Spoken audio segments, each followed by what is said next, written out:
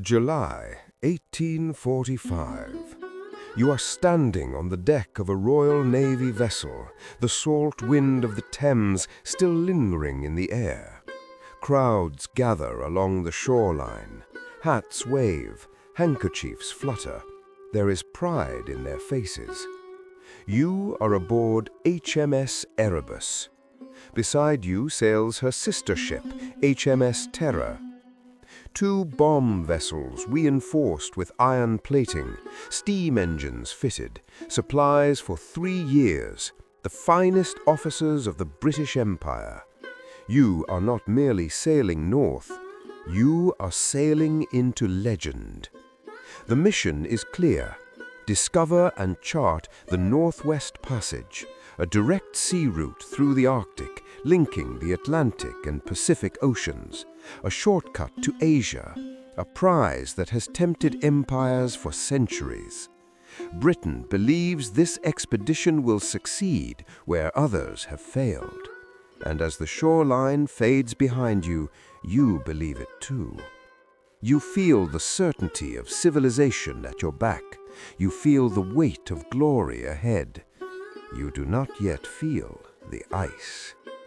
The last sight of the living world. Weeks later, Greenland appears on the horizon, harsh, mountainous, beautiful. It is the final outpost of the familiar world. Supplies are transferred, letters are handed over, final reports are sent home. This is the last confirmed contact anyone will ever have with you. When the ships depart Greenland in late July 1845, 129 men remain aboard the two vessels. Not one of them will return. The sea begins to change as you press further north. The color dulls, the air sharpens. Floating fragments of ice drift past like silent warnings. At first, they seem almost delicate, almost harmless. They are not. The ice tightens. By August, the open sea becomes fractured. Sheets of pack ice close in around the ships. The hull groans as timber meets frozen mass. A deep, resonant sound, wood under pressure. You feel it beneath your boots. The ships push forward carefully, using reinforced bows to break through thinner ice. Steam engines assist when the wind fails. But the Arctic is patient. The ice thickens, channels narrow. Then one morning, there is no open water ahead, only white. The ships slow, then stop completely. You are frozen in place. It is not dramatic. There is no crashing disaster. Just stillness. A stillness so complete it feels unnatural. You assume the thaw will come. You assume this is temporary. You are wrong. The first winter. October 1845. The temperature drops below -30 degrees Celsius. Then lower. Breathing hurts. Exposed skin burns within seconds. The sun begins to skim the horizon, rising weakly before vanishing again. Then one day, it does not rise at all. Darkness settles. Permanent darkness. The men light oil lamps and candles within the ships. Inside, there is warmth, relative comfort. Officers organize lectures. There are readings, even theatrical performances to maintain morale. The Royal Navy prides itself on discipline. But outside, the ice expands. It groans at night. A deep, cracking report echoes across the frozen expanse like distant cannon fire. You lie in your hammock, listening. You wonder how thick the ice beneath you truly is. You wonder what would happen if it decided to move. Life entombed in ice. The ships are no longer vessels. They are wooden islands trapped in a desert of white.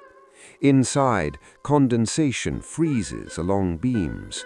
Frost creeps across interior walls. Clothing stiffens with accumulated ice.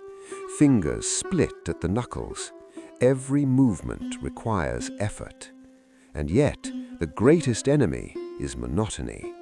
You measure time by meals, by watch rotations, by the dwindling supply of fresh meat.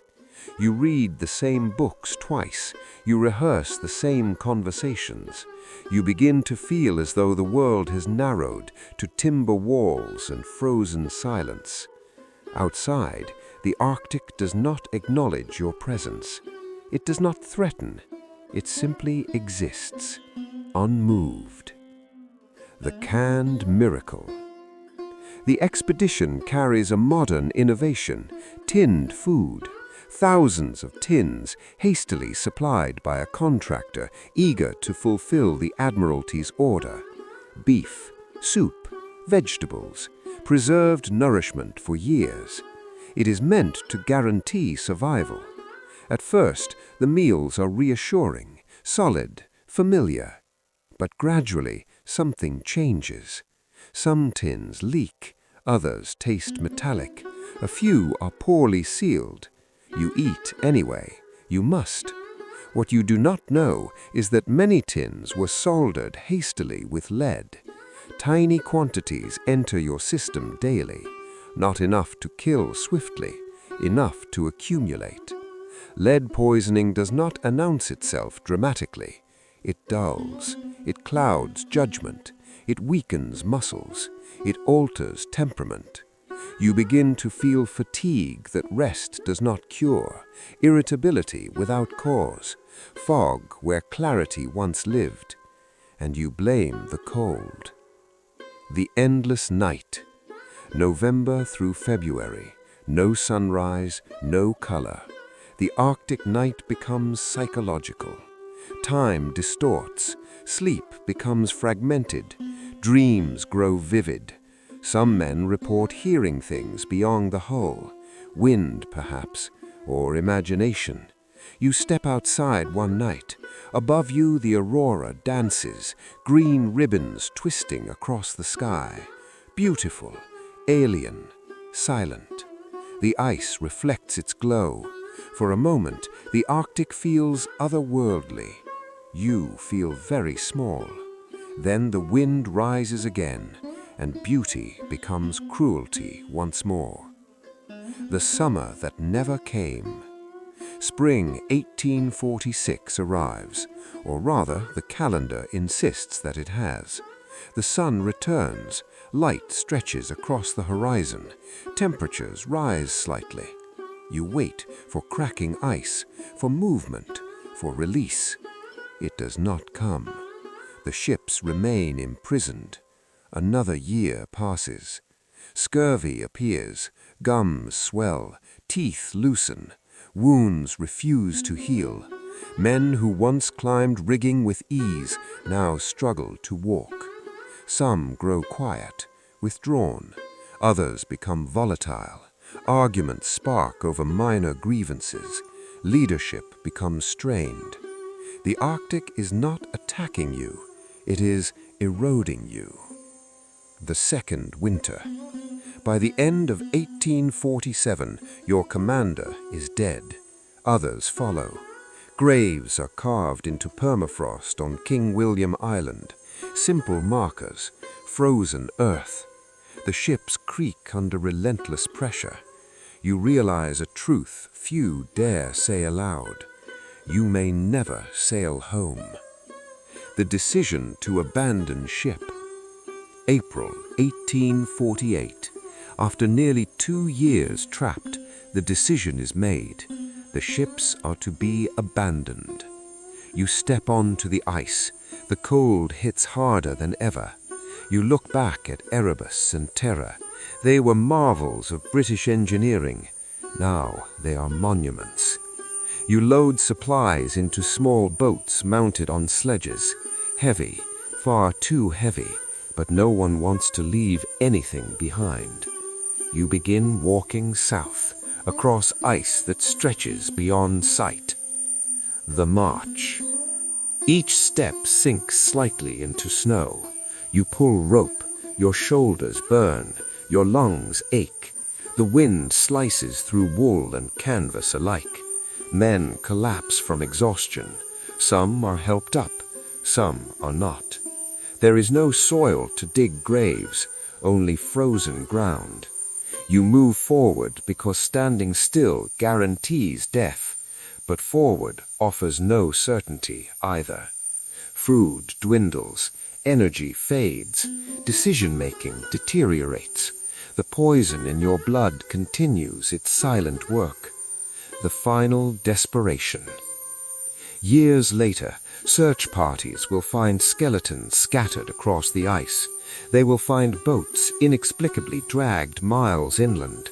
They will find bones bearing cut marks, evidence of cannibalism, the final taboo, the final collapse. Not savagery born of cruelty, desperation born of starvation. You once sailed under applause, now you walk through silence. The Arctic has stripped away rank, honor, hierarchy. There is only survival, and even that is temporary. The silence after. No man survives. All 129 are lost. For years, Britain searches. Expeditions scour the Arctic coastline. Clues emerge slowly. Graves, notes, fragments. Eventually, the wrecks themselves are found beneath the sea more than a century later, preserved by cold, frozen in time. But the true experience, the fear, the hunger, the unraveling, remains locked in the ice. The Arctic does not rage. The Arctic does not roar like a storm. It does not burn like a fire. It does not charge like an enemy. It waits. It allows you to weaken, to miscalculate, to hope too long. And then it keeps what you cannot carry. Arctic, 1845. You did not simply disappear. You were absorbed by cold, by silence, by indifference. And the ice, patient and eternal, still remembers.